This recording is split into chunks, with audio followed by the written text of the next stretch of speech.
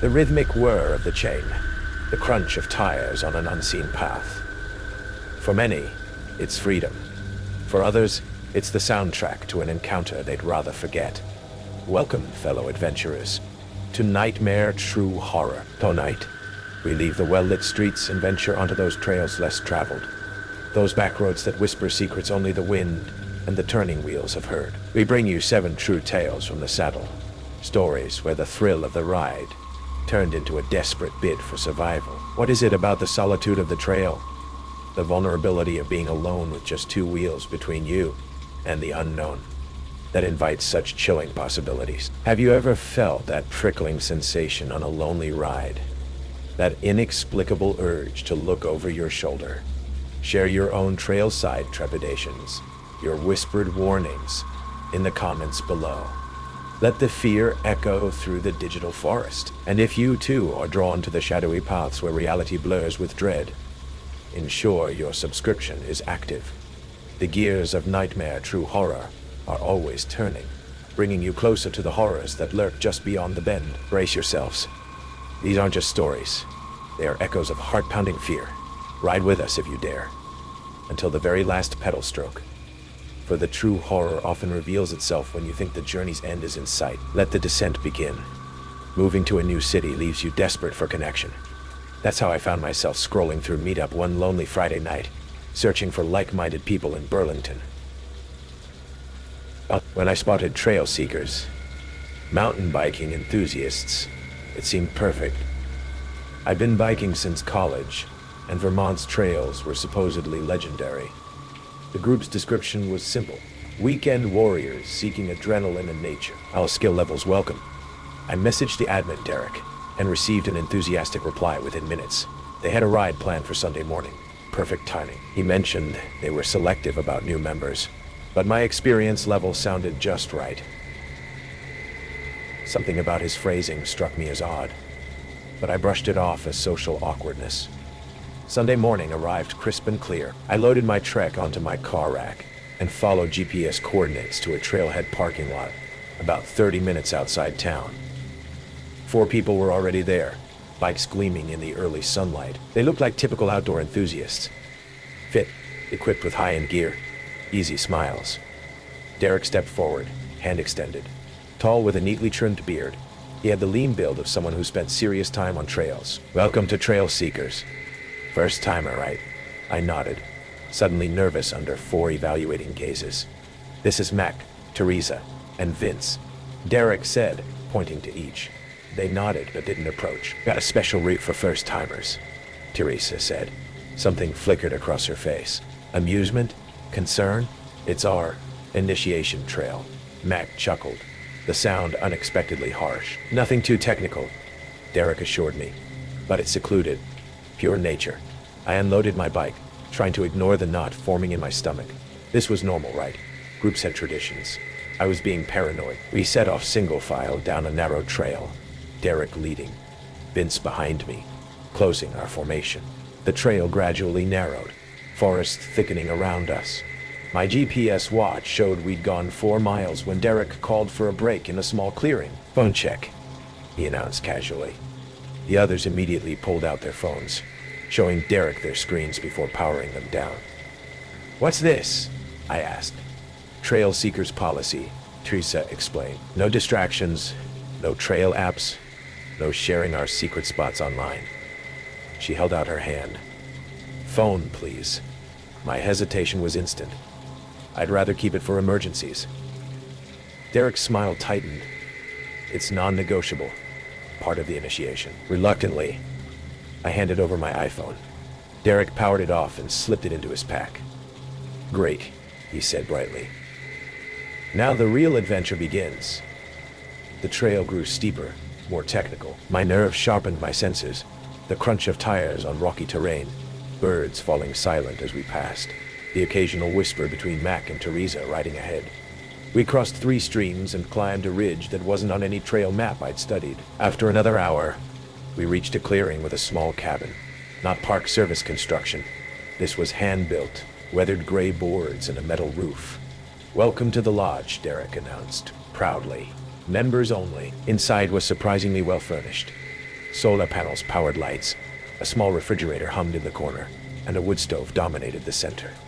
Mounted above it was a board displaying dozens of driver's licenses. Trophies? I asked, trying to sound casual despite my racing heart. Membership cards? Vince replied, speaking for the first time. His voice was unexpectedly soft. Everyone leaves something behind. Derek handed me a beer from the fridge. Relax, initiation isn't complete yet. I accepted the bottle but didn't drink. Actually, I think I should head back. Getting late. To your help block the door, but you haven't seen the back trail. It's the highlight. Maybe next time, I insisted, setting down the untouched beer. Mac and Derek exchanged glances. There's no next time without completing initiation, Derek said, his friendly tone evaporating. Everyone leaves something behind. Everyone leaves something behind. Your choice what it is. My mouth went dry. My phone. You already have my phone. That's temporary, Mac said. We need something permanent. I noticed a hunting knife on his belt, his thumb caressing the handle. Driver's license, I blurted. You can have my license. Derek considered this, then nodded. Acceptable. Plus the trail seeker's oath. Oath? Secrecy, Teresa whispered, suddenly close beside me. What happens on the trail stays with the seekers. With shaking hands, I surrendered my license. Derek pinned it to the board with the others. The ride back was silent, tension crackling between us. At the parking lot, Derek finally returned my phone. You're one of us now, he said, his smile not reaching his eyes. Next ride's Saturday. Don't miss it. I nodded noncommittally, loaded my bike with trembling hands and drove away, checking my rearview mirror obsessively. That night, I researched trail seekers thoroughly. Nothing came up on any official mountain biking forums. The meetup page had vanished. I drove to the police station the next morning to report the stolen license, crafting a careful lie about losing my wallet. 3 days later, I spotted Vince at the grocery store. Our eyes met. He quickly looked away. That evening, a black pickup truck cruised slowly past my apartment. I glimpsed Teresa in the passenger seat. Friday night, someone knocked on my door. Through the peephole, I saw Derek, still in his work clothes, a security uniform from the local hospital. You missed Thursday's ride, he called through the door. We were worried. I didn't answer. We know you're in there, Jason. Members don't ghost the group. I remained silent, phone in hand. 911, dialed but not yet sent. Check your email, Derek finally said. You should see what happens to members who quit. After his footsteps faded, I opened my laptop. A new email from an anonymous address contained a single video attachment. With trembling fingers, I pressed play. Night vision footage showed someone sleeping. Me, in my bedroom, filmed through my window. The footage was from last night. A text message pinged on my phone from an unknown number. Saturday, 8 a.m. The usual spot. Don't be late. I'm writing this now as documentation. I've packed essentials in my car. By morning I'll be crossing state lines, but I've seen Derek's hospital ID badge. He works in records. He has access to addresses, phone numbers, medical histories. And I've counted the licenses on that board. 23 people who thought they were just joining a biking group. 23 people who left something behind. I'm afraid I know what happens when they decide you've left too much. I slowed, my breath puffing in the cooling dusk. The path twisted through a copse of gnarled trees, their branches clawing at the sky. My map app was useless. No signal, just a frozen screen. I figured I'd ride a bit farther, find a clearing to camp. Then I saw the sign. No trespassing. Violators will be prosecuted. It was nailed to a post, the paint chipped, letters bleeding into the wood. Beyond it, a chain-link fence glinted, topped with barbed wire. My stomach knotted. I'd taken a wrong turn. A low growl rumbled from the trees. 2 dogs, lean with matted fur and yellowed teeth, slunk into view, hackles raised. I froze, gripping the handlebars. Their eyes locked on me, unblinking. Unblinking, I eased my foot off the pedal, ready to backtrack, when a sharp eye crack echoed, a branch snapping or something heavier. The dog's ears twitched, and they bolted toward the fence, barking wildly. Through the chain link, I glimpsed a compound. Rusted trailers, a sagging barn, and a flickering light in a window. A silhouette moved inside.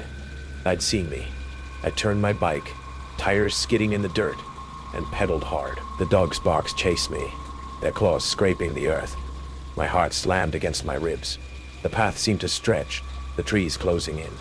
I heard a new sound, a low, mechanical hum, like an engine starting. Headlights flared behind me, cutting through the twilight. I risked a glance. A pickup truck was gaining, its grille caked with mud, no plates. I veered off the path, crashing through underbrush. Branches snapped against my arms, tearing my skin. The truck's engine roared closer, its beams pinning me like a spotlight. I ditched the bike, scrambling into a ditch choked with weeds. The truck stopped idling.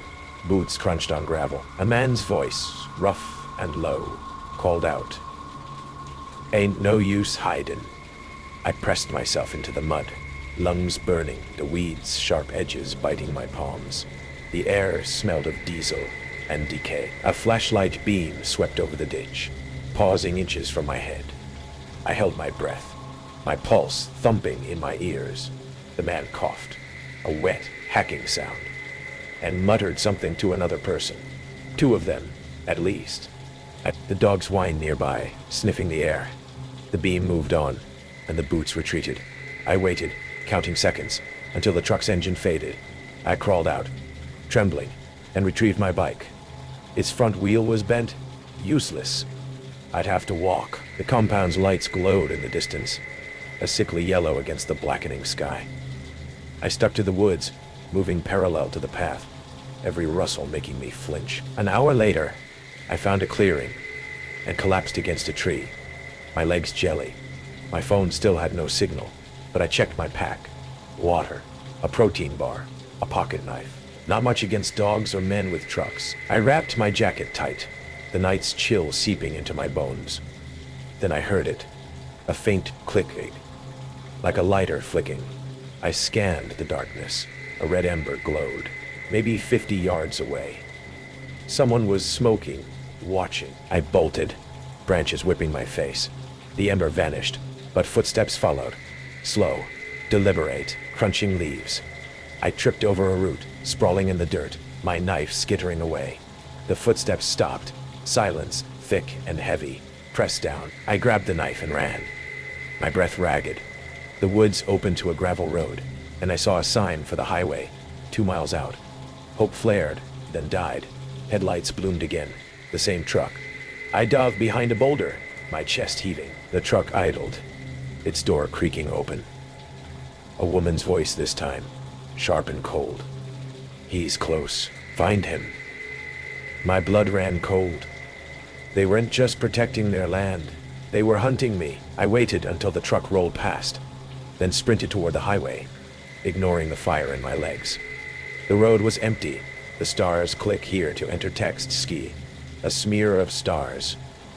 A gas station's neon sign flickered in the distance. I staggered toward it, waving my arms. A semi-truck slowed, its driver a grizzled man named Hal. I spilled my story, words tumbling out. He called the sheriff, who met us at the station. Deputy Ruiz listened, her face unreadable. She drove me to the station, took my statement, and promised to investigate. "That land's owned by the Color family," she said, reclusive. "Had run-ins before. We'll check it out." I crashed at a motel, my body aching, my mind replaying the chase. The next day, Ruiz called. They'd searched the compound. Found nothing. No dogs, no truck, no signs of anyone. Just empty trailers and a locked barn they couldn't enter without a warrant. "Could be been squatters," she said. "Or you misread the situation." I didn't misread anything. I knew what I saw, what I heard. I cut my trip short, took a bus home to Omaha, and tried to move on. But 2 weeks later, a package arrived at my apartment. No return address. Inside was a grainy photo of me, crouched behind that boulder, my face pale with fear. On the back, in jagged scrawl, "We know where you live. I moved, changed my number, but I still check my locks every night. Sometimes I hear a truck idling outside, or see a cigarette's glow in the dark." The Colors wanted me gone, but not dead. They wanted me to know they could find me. And they're still out there waiting for me to take another wrong turn. I wasn't supposed to be driving that late. I'd been upstate all weekend clearing out my grandmother's house after her funeral, and I just wanted to get home. My girlfriend had already called twice, asking when I'd be back, but I took a shortcut. Some forgotten county road through endless farmland and pine. The map said Sycamore Road. No lights, no houses. Just fence posts leaning like crooked teeth under a sky smeared with cloud and a sickle moon. Then came the pop.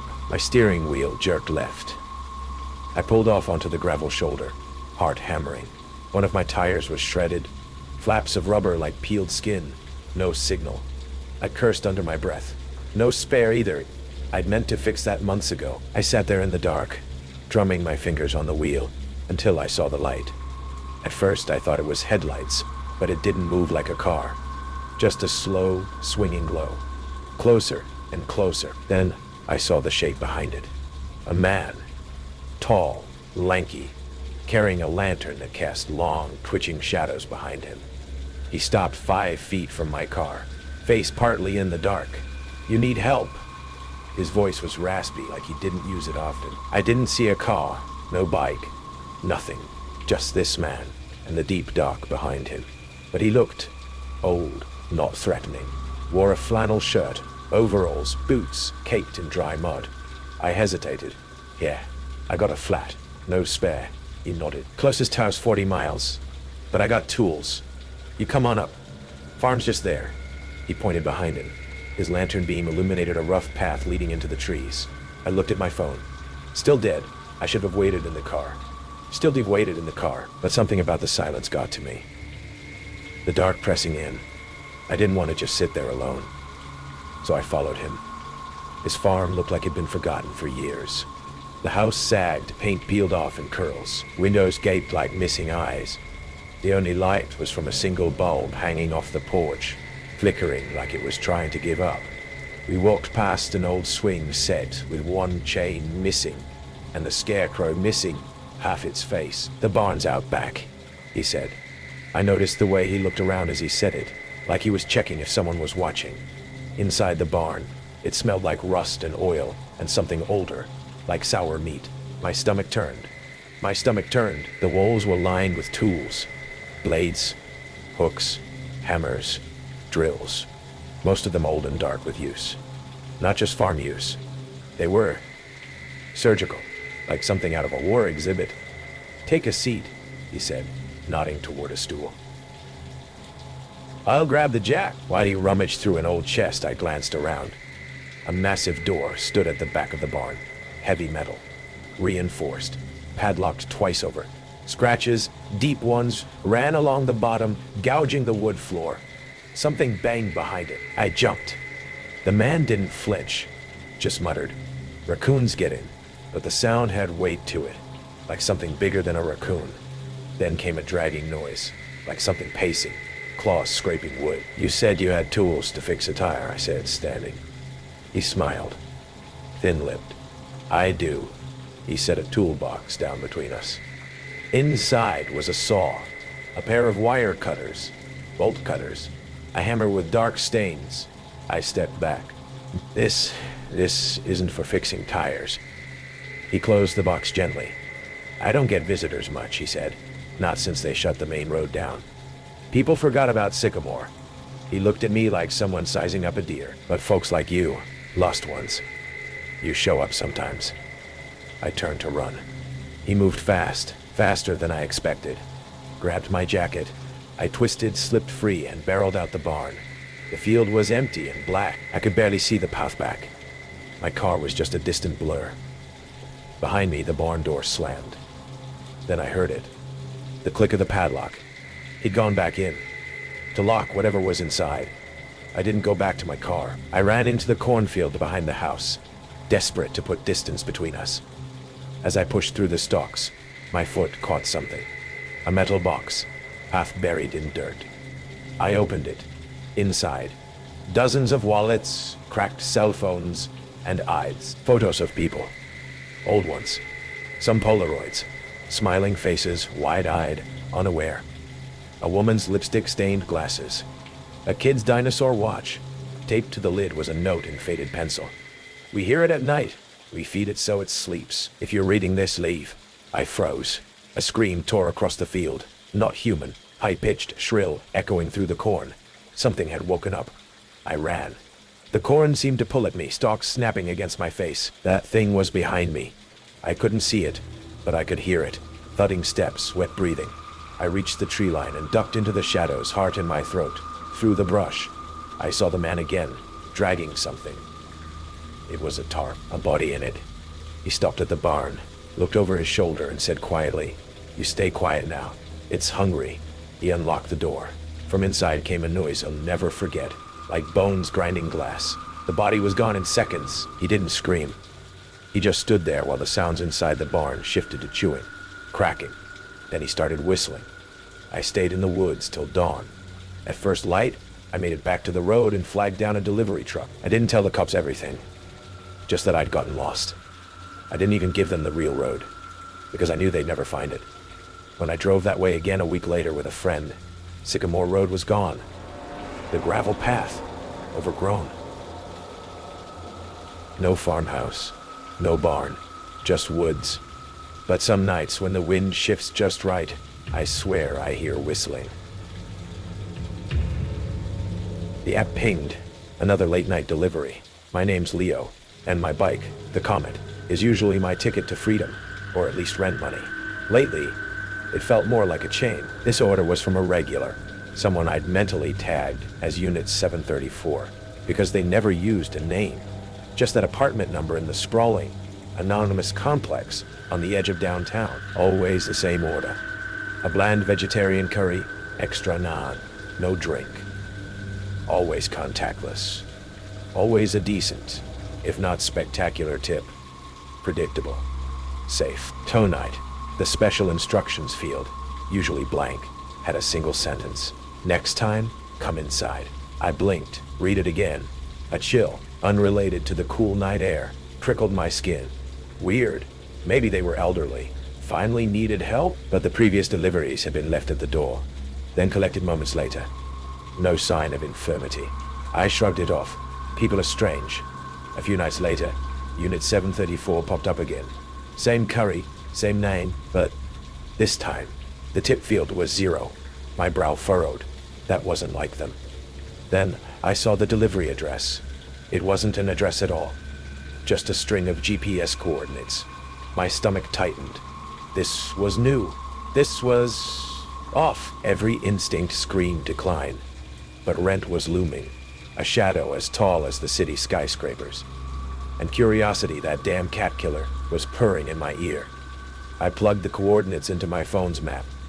It wasn't the usual apartment complex. It was a couple of blocks away, deep in the warehouse district, a grimy, forgotten labyrinth of brick and corrugated iron I usually sped past. The pin dropped onto a narrow, unnamed alley. The Comet's tires crunched over unseen debris as I navigated the stinking passage. Overflowing dumpsters loomed like misshapen beasts, casting long, dancing shadows from the single flickering streetlight at the alley's mouth. The air was thick with the smell of stale grease, damp concrete, and something else, something faintly chemical and sweet. My headlight cut a nervous swathe through the darkness. The map app declared, "You have arrived." There was no building number, just a solid, windowless metal door, painted a dull, rust-streaked gray. It looked like it hadn't been opened in years. No bell, no knocker, no peephole. Just flat, indifferent metal. This couldn't be right. I checked the coordinates again. Spot on. "Hello?" I called out, my voice sounding small and thin in the oppressive space. Food delivery. Silence. Only the drip, drip, drip of water from a leaky gutter somewhere above. I could feel the grit of the alley floor under my worn sneakers. The silence stretched, taut and unnerving. I was about to turn, to mark it as undeliverable. 0 tip wasn't worth this level of creepiness, when I heard it. A faint scraping sound from behind the door, like something heavy being dragged. My heart hammered. "Hello? Unit 734. A muffled voice distorted by the thick metal. "Come in. It's open." It wasn't. I reached out a hesitant hand, touched the cold metal. No handle. I pushed. The door groaned. A low, protesting shriek of rusted hinges, and swung inward a few inches, revealing a sliver of absolute blackness. No light from within. The sweet chemical smell was stronger now. Cloying. This was insane. "I can just leave it here for you," I offered. my voice trembling slightly. No. Instructions were clear. Come inside, Leo. Hearing my name spoken by that disembodied voice from the darkness sent a jolt of pure ice through my veins. The app doesn't show my full name to customers. Just Leo D. How did they know? My hand hovered over the panic button on the delivery app's interface. Don't bother with that, the voice said, calm, almost amused. It won't connect down here. Signal's poor. My breath hitched. I was being watched. But how? There were no visible cameras. The alley felt like a trap, the metal door its jaws, against every rational thought, propelled by a horrifying cocktail of fear and a desperate need to understand. I pushed the door further. It opened into a narrow corridor, dimly lit by a single bare bulb, hanging precariously at the far end. The walls were rough concrete, stained and damp. The air was cold, heavy. The vegetarian curry in my thermal bag suddenly seemed like a ridiculous offering. At the end of the corridor stood a figure, silhouetted against the weak light, tall, slender. As I got closer, my eyes adjusting, I saw it was a man, older than me, perhaps in his late 40s.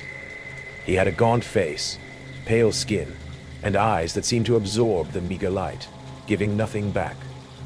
He wore simple, dark clothes. He wasn't physically imposing, but there was an unnerving stillness about him. Leo, he said, his voice soft, yet carrying an edge. You're punctual. I appreciate that. He gestured vaguely. The kitchen is just through there. It wasn't a kitchen. It was a large windowless room. In the center, a sturdy wooden table. On it, not plates or cutlery, but tools. Precise, gleaming tools, pliers, scalpels, small clamps, all neatly arranged on a sterile blue cloth. My gaze flickered around the room. Along one wall were shelves, and on those shelves, backpacks. Dozens of them. Delivery backpacks, just like mine. Different brands, different states of wear and tear, but all unmistakably for food delivery. Some had names scrawled on them in marker. Marco, Aisha, Carlos. My blood ran cold. Where is Unit 734? I stammered, my hand instinctively going to the strap of my own bag. He smiled. A slow, thin stretching of his lips that didn't reach his eyes. Unit 734 was an old designation. No longer relevant. I prefer a more personal approach now. His eyes drifted to my backpack. You have a good one.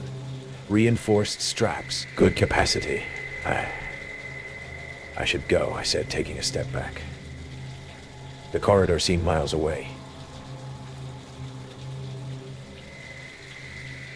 Oh, but you just got here, he said, his voice still soft. But the amusement was gone, replaced by something flat and cold. I have a few questions about your routes, your schedule. You see, I'm a collector, Leo, of sorts.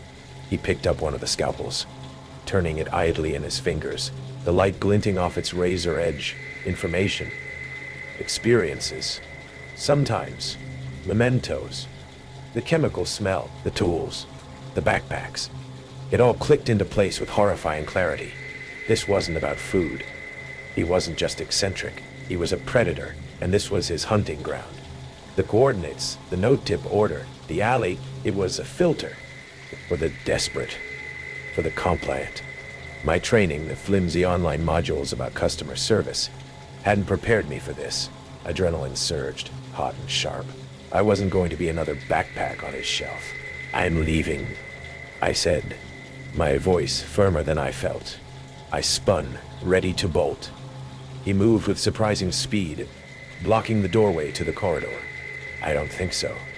Then, from the shadows in the corner of the room, a low growl. A large dog, a dark shape with gleaming eyes, rose slowly to its feet, a guttural rumble vibrating in its chest. It was leashed to a heavy ring bolted to the floor, but the leash had slack. The climax was a blur of primal fear. I fainted left, then threw the thermal bag with the curry, my only weapon, at his face. The hot food and container struck him with a wet thud. He staggered back with a cry of surprise and pain, momentarily blinded. I didn't wait. I lunged for the corridor.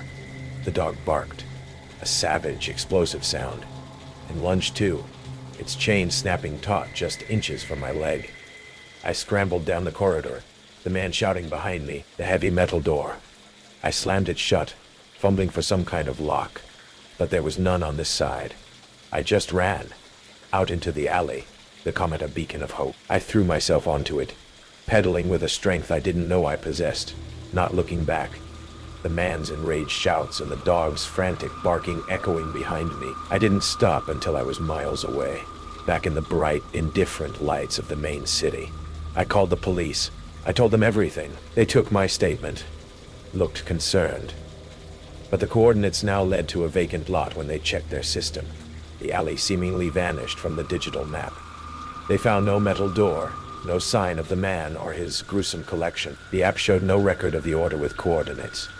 Only my previous successful deliveries to Unit 734 at the apartment complex. I quit delivering food the next day.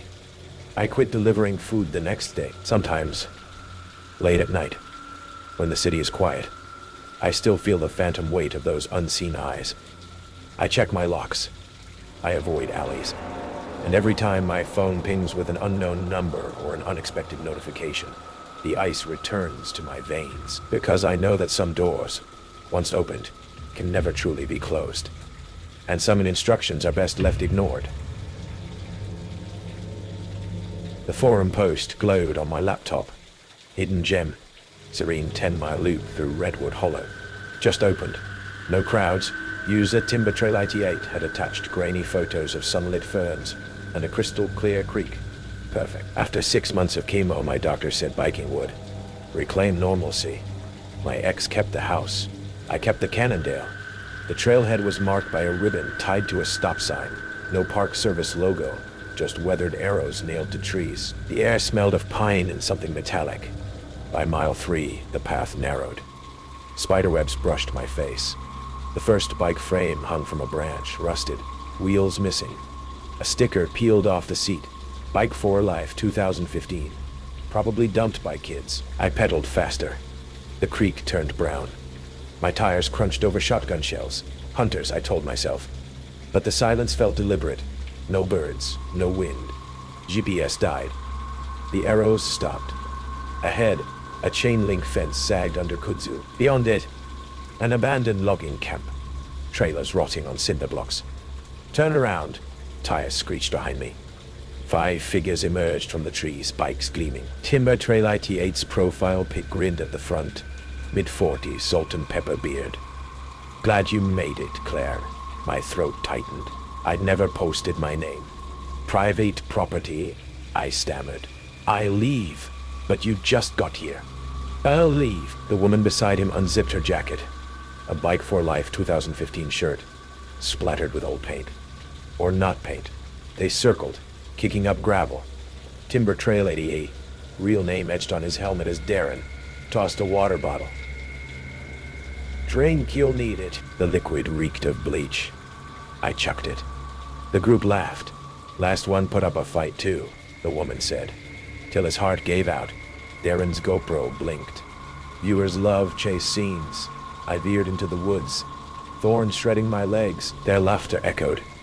An overturned trailer hid a cellar door. Inside, a nest of sleeping bags, canned food, and a wall of driver's licenses. Bike for Life events from 2012, 2023. Darren's voice boomed through a megaphone. Found the trophy room? Found the trophy room. Mikey's mom cried for weeks. He just loved biking. A live stream played on a laptop. My face wide-eyed. 1.2 viewers. Comments flew. Fake. Faster. $20 on the cripple. I'd herded me to a clearing. A pit yawned, filled with bikes and bones. Kansas is expensive, right? Darren aimed his bike light at me. We crowdfund. Folks pay to vote. Run, fight, beg. The woman licked her lips. I hope you run. I jumped the pit, landing in a thicket. Shots rang out. Splinters exploded from a tree. The camp's generator hummed ahead. I smashed it with a rock. Darkness swallowed the woods. Sirens wailed. Eventually, they never found the bodies. The Da called it Extreme geocaching. Darren's followers donated to his legal fund. Tonight, a notification popped up. Timber Trail ID 8 started live. The video shows my old Cannondale, dented and blood-rusted. A new rider wobbles into the frame. Comments roll. Fake boring. Boring. Pedal harder low. I click report. Violation not found. Final note. The trails whisper praise on the trust we place in digital tribes and the voyeurism festering behind screens. The real horror isn't the trap. It's the audience cheering it on. Their boredom more venomous than any bullet. Refresh. Share. Repeat. The whir of my bike chain was a comforting metronome against the crunch of fallen leaves. October was painting the New England woods in fiery hues. And the paved trail, my usual Saturday escape, was mostly deserted. Work had been a beast. Endless spreadsheets, looming deadlines. And this ride was my pressure valve. The crisp air, the scent of decaying leaves and damp earth. It usually reset me. About 5 miles in, where the trail snakes closest to the old Blackwood Creek, something snagged my eye. Not the usual beer can or faded chip bag. This was a clear plastic water bottle, half hidden in the ferns, looking almost deliberately placed. I nearly pedaled on. Litter was litter, but a small dark shape inside it made me brake, my tires skidding a little on the damp asphalt. A mini hook, a tiny snag in the fabric of my routine. The woods here were quiet, the kind of quiet that amplifies small sounds. The rustle of a squirrel felt like a footstep. I told myself I was just wound up from the week. I unscrewed the cap. Inside, a tightly rolled piece of paper, damp at the edges. My fingers fumbled with it, the paper surprisingly stiff. Unfurling it, the pencil scrawl was jagged, desperate. Help! Held at Old Mill off RT 9. He's coming back. A shiver, cold and sharp, traced its way down my spine. The old Parsons Mill. Of course, I knew it. My route didn't go to it, but the overgrown access road for Route 9 was just another mile up the trail. The mill itself was a hulking, skeletal ruin, visible in winter through the bare trees. A place whispered about in local lore. Kids dared each other to go near it. Stories of vagrants, of strange noises. Never anything concrete. Just a feeling, a creepypasta waiting to be written. My first instinct was to dismiss it. A prank, some bored teenagers. But the raw terror in those hastily scribbled words, it felt sickeningly real. The paper itself, a torn piece of what looked like a grocery receipt, was smudged, as if clutched by a sweaty, terrified hand. My thumb brushed over a faint brownish stain near the word help. I swallowed, my throat suddenly dry. What if it wasn't a prank? The thought burrowed into my mind. Route 9 was a lonely stretch. The mill was utterly isolated. I remembered fleeting news reports from the county over the past year. A hiker vanished. A woman's car found abandoned. Unconnected, they said. My mind, however, was suddenly very good at connecting dots, real or imagined. I just biked to the turnoff, I muttered to myself, the words tasting like a lie even as I formed them, just to see. My heart hammered a frantic rhythm against my ribs. The familiar, comforting woods now seemed to press in. The trees too close, their branches like grasping fingers. Every shadow seemed to deepen, to lengthen. To turn off for the old Route 9 access road was barely more than a gap in the trees, marked by a rusted, bullet-pocked sign. And there, stark against the damp earth, were tire tracks. Not old, faded impressions. These were fresh, the mud still dark and glistening in places, cutting deep into the leaf litter. They led directly down the narrow, unpaved track towards the unseen mill. A heavy vehicle, by the look of the ruts. A sound drifted through the trees then, faint and rhythmic. A dull thump, thump. My breath hitched. It stopped as suddenly as it began, leaving an even more profound silence in its wake. An old pump? An animal? Or something else? Something that matched the cold dread coiling in my stomach. My phone felt heavy in my jersey pocket. 911? What would I say? I found a note. Maybe it's real. There are some tire tracks. And I heard a weird thumping. I could already hear the dispatcher's polite, dismissive tone. I pictured the eye roll. I had to see. Just a glimpse. I dismounted, my legs feeling unsteady. The air here was different. Colder, carrying a faint, acrid scent. I couldn't place. Something metallic, like old rust, and something else, sweeter, cloying. I pushed my bike into the dense undergrowth, the branches scratching at my arms, and crept towards the edge of the tree line where the mill should be visible. It loomed suddenly, a monstrous silhouette against the bruised gray sky. The Parsons Mill, more decayed than I remembered. Sections of its roof caved in like a broken spine, windows like vacant eyes staring out. A length of chain-link fence surrounding it was freshly torn down in one section, the metal bent and twisted. A small, tattered piece of blue fabric, like from a shirt, was snagged on one of the jagged edges. It fluttered weakly in the breeze.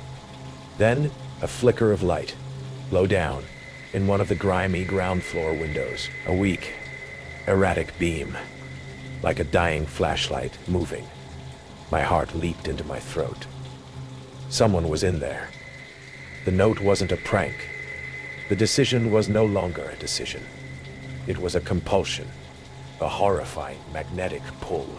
I had to know. I had to do something. I crept forward, my sneakers crunching softly on the gravel-strewn dirt.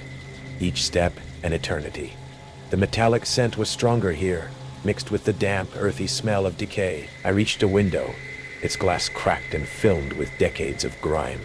Wiping a small section clear with my glove, I peered inside. Darkness, stifling, absolute darkness at first. Then, as my eyes adjusted, shapes began to emerge. Piles of debris, rusted machinery, and in the center of the visible space, a chair. A figure was slumped in it, head bowed, tied. They stirred, a small, weak movement, a muffled sound escaping their lips. My God, it was real. The victim. Then a shadow detached itself from a deeper darkness within the mill. Tall, broad. He moved with a chilling, unhurried purpose, carrying something long and dark in one hand. I couldn't make out his face, just the hulking outline, the predatory stillness. My fingers, numb and shaking, fumbled for my phone. I had to call. I had to. I shielded the screen with my body, thumb hovering over the emergency call button. Crunch, a sound directly behind me. Not a squirrel, not a falling branch. The distinct, deliberate sound of a footstep on gravel. My blood turned to ice. I wasn't alone out here. Before I could turn, before I could scream, the figure inside the mill, he snapped his head towards the window, towards me. I couldn't see his features, only the dark pits of his eyes in the gloom. But I felt his gaze lock onto mine, cold and utterly devoid of humanity. My phone slipped from my nerveless fingers, clattering onto the gravel path with a sound that seemed to echo like a gunshot in the sudden, terrible silence. He started moving towards a side door, the long, dark object in his hand swinging slightly. The air in my lungs seized. I had to run. I turned to flee, but a hand, strong and brutal, clamped down on my arm. The world tilted. The last thing I saw before the darkness ate behind my eyes was the side door of the mill creaking open, his silhouette filling the frame, a low chuckle rumbling from his chest that sounded like stones grinding together, and then his voice, a gravelly whisper that would echo in my nightmares forever. "Looks like you found my little note. So glad you could make it. The police found my bike, hidden in the trees. They found the water bottle. The note's still inside. They scoured the old Parsons Mill, of course." The official report mentioned signs of transient activity. A few disturbing but inconclusive items. Nothing more. No victim. No captor. The note, they said, was probably an old prank, resurfacing. The tire tracks. Could have been anyone. Kids joyriding. The thumping sound? The wind in the old machinery. But I know what I saw. I know the cold dread that still settles in my bones whenever a rainy night falls, or when I hear the rhythmic whir of a bike chain in the quiet. I know the shape of the man in the shadows, the glint in his eyes, the chilling certainty of his voice. He's still out there. And sometimes, when the wind is just right, I think I can still hear a faint rhythmic thumping, carried from the direction of the old mill off Route 9. And I know, with a certainty that freezes my soul, that he's waiting. Mountain biking was my escape. Whenever the stresses of my job as a paralegal became too much, I'd hit the Black Ridge trails outside of town. The feeling of tires gripping dirt, the wind against my face, the solitude. It was therapy. That's why I was on the trail that Tuesday afternoon in October, playing hooky from work. The trails would be empty midweek, exactly what I needed after the Walker case fell apart. 3 months of preparation wasted because someone missed a filing deadline. Black Ridge had 5 main trails of varying difficulty. I usually stuck to Pinecrest, the intermediate route, but that day, I wanted to push myself, to feel something other than frustration. So I chose Hawk's Descent, the most difficult and isolated trail in the system. The first few miles were exactly what I needed. Challenging terrain, forcing complete concentration. Steep drops requiring split-second decisions. My mind couldn't wander to work disasters while navigating rock gardens and root systems. I was about 4 miles in when I first noticed something odd. Fresh tire tracks, cutting across the trail at an unusual angle. Black Ridge trails were one way to prevent collisions. Someone had gone off-route, which wasn't just against park rules. It was dangerous in terrain this technical. Curiosity slowed my pace. The tracks veered into a dense section of forest where no trail existed. Strange, but not alarming. Probably local kids creating unofficial shortcuts. Half a mile later, I rounded a sharp bend and braked hard. A mountain bike lay sprawled across the trail. A high-end specialized stump jumper, at least $4,000 worth of machine. Its front wheel was bent at an impossible angle. Spokes shattered like broken fingers. The handlebars were twisted. The frame scratched deeply. My first thought, someone had a bad crash and hiked out for help, but there was no blood on the rocks nearby. No sign of the rider. And the bike wasn't secured. No cyclist would abandon equipment this expensive without locking it, even in an emergency. I set my bike down and approached cautiously. The damage wasn't consistent with a normal crash. The front wheel looked like it had been deliberately mangled, twisted with force rather than impacted. A chill ran up my spine despite the afternoon heat. "Hello?" I called. "Anyone need help?" The forest swallowed my voice. No response except a distant crow's harsh call. I pulled out my phone to call the ranger station, but had no signal. Typical for Hawk's Descent's remote sections. I'd have to continue to the next trail junction, about 2 miles ahead, where reception was better. That's when I noticed something blue peeking out from under a manzanita bush about 20 feet off trail. My curiosity overcame my unease. Pushing through the brush, I discovered a cycling jersey. High-performance lycra in bright blue. It was bunched up as if hastily discarded, half buried under fallen leaves. When I lifted it with a stick, my stomach dropped. The fabric was stiff with dried blood, particularly around the chest and shoulder areas. Not the amount you'd expect from a scrape or minor injury. This was substantial bleeding. My pulse quickened. Something was very wrong here. Scanning the area more carefully, I spotted a metallic glint nearby. A hunting knife lay partially concealed under pine needles, its serrated blade coated with a dark, rusty substance. The black handle had an embossed eagle design that caught the filtered sunlight. I backed away, nearly tripping over a fallen branch. This wasn't a simple biking accident. The knife, the blood-soaked jersey, the deliberately damaged bike. This was something else entirely. That's when I heard it. A twig snapping somewhere in the dense forest behind me. Then another. Rhythmic. Footsteps. Fight or flight kicked in. I scrambled back to my bike, fumbling with trembling hands to get moving again. As I pedaled away, I glanced back over my shoulder. Nothing visible through the trees, but the footsteps had picked up pace. I rode faster than I ever had, taking dangerous chances on technical sections, barely maintaining control. 2 miles to the junction. 2 miles to cell reception. The sound of my tires on dirt and my own labored breathing filled my ears. I reached for my water bottle and realized with horror that it wasn't mine. My bottle was red with a black cap. This one was silver, dented, with a mountain logo I didn't recognize. Someone had switched it while I was examining the jersey. Another sound registered then. A second set of tires on the trail behind me. I glanced back and caught a glimpse of movement. A rider in dark clothing, steadily closing the gap between us. The junction appeared ahead, a wooden sign marking where Hawk's Descent met the easier Eagle Loop trail. I skidded around it, choosing Eagle Loop for its wider path and better visibility. My phone showed 1 bar of reception. With shaking fingers, I dialed 911 while still riding. 911. What's your emergency? I'm at Black Ridge Mountain Bike Park, I panted. Hawk's Descent Trail. Found an abandoned bike, bloody clothing, and a knife. Someone's following me. Sir, can you get to a safe location? I'm trying. Eagle Loop Trail heading east toward. The call dropped as I entered a dip in the terrain. When I emerged, the reception was gone again. The sound of pursuit grew louder. I risked another glance back. The rider was closer now, about 50 yards behind. Something about their posture seemed wrong. Too rigid, too controlled for the technical terrain. They wore a full-face helmet that concealed their features entirely. The main trailhead was still 3 miles away. I wouldn't make it at this pace, not with them gaining ground. But I knew these trails. I'd been riding here for years. I veered suddenly onto Creekside Connector, a narrow trail that dropped steeply toward the park's central valley. It was risky at this speed, but I needed to create distance. Halfway down, I caught sight of 2 hikers climbing up. "Call 911, I shouted as I flew past them. "Emergency!" Their startled faces disappeared behind me as I continued my descent. The pursuing rider would have to slow down for them, giving me precious seconds. At the valley floor, I had a choice. Head for the main parking lot 2 miles east, or take Ridgeline Trail to the north, which passed the unmanned Fire Road access gate.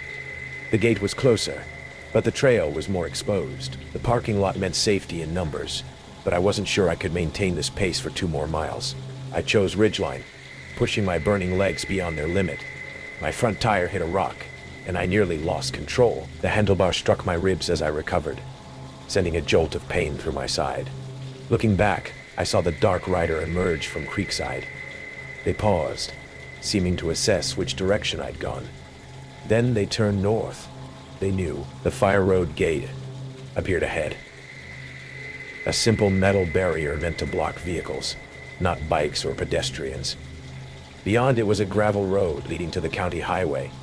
Less than a quarter mile away, I reached the gate and threw myself off my bike, not bothering to set the kickstand.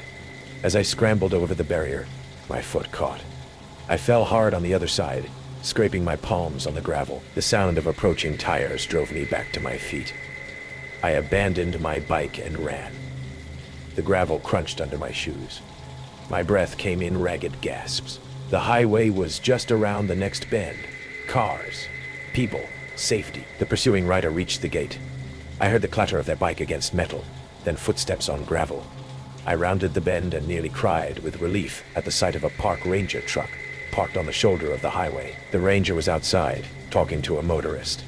"Help!" I screamed, waving frantically. "Help me!" They both turned, the ranger immediately alert. I glanced back. The path behind me was empty. The ranger approached, hand on his holster. "Sir, what's going on?" Between gasps, I explained what I'd found. The ranger called it in immediately, then drove me back to the station while additional units headed to Hawk's Descent. They found the damaged stump jumper, the bloody jersey, and the knife, just as I'd described. The bike was registered to Marcus Heller, a local accountant, reported missing 3 days earlier after failing to return from a solo ride. They never found Marcus, but 2 weeks later, they discovered his helmet cam washed up along Blackridge Creek. The memory card was intact. The footage showed Marcus riding Hawk's Descent, then stopping to check a map. And, in the background, partially obscured by trees, a figure watched from off-trail. When Marcus resumed riding, the figure emerged, a rider in dark clothing and a full-face helmet, carrying something long at their side. The camera captured 10 more minutes of normal riding before Marcus suddenly veered off-trail, as if evading something. The final frame showed a gloved hand reaching toward the lens. I haven't been back to Blackridge since, but sometimes, when I'm driving with my windows down, I swear I can hear bike tires on pavement behind me. And in my garage, my water bottle occasionally isn't quite where I left it. As if someone had picked it up, examined it, and replaced it slightly askew. The police say they're still investigating. They've increased patrols at Blackridge and installed emergency call boxes along the remote trails. But I know the Dark Rider is still out there, waiting for their next solo cyclist to venture too far from safety. Watching, patient, because the trails always provide new prey for those who know how to hunt them. The trail dust settles, or perhaps the rain still slicks the path beneath ghostly tires. 7 journeys, 7 lingering anxieties. Did you feel the isolation closing in? The rustle in the undergrowth that wasn't just the wind, The unwelcome gaze from the shadows. We warned you that these rides would veer into the terrifyingly real, where the familiar path can lead to unspeakable dread. The most unsettling twist often is realizing how thin the veil is between a peaceful ride and a desperate escape. Which trails whisper will follow you into the night? Which rider's plight made your own heart race in empathy? Unburden your thoughts, your own close calls on forgotten paths, in the comments section. Your experiences add another layer to the collective terror. If this expedition into the heart of a biking horror has quickened your pulse, then subscribe to Nightmare True Horror. Pedal that like button, as if your life depended on it, signaling to other thrill seekers that this is where true dread resides. Until the next trail beckons, and the shadows lengthen once more, ride safe. And remember, sometimes the most terrifying things are not what you see on the path ahead, but what might be following silently behind.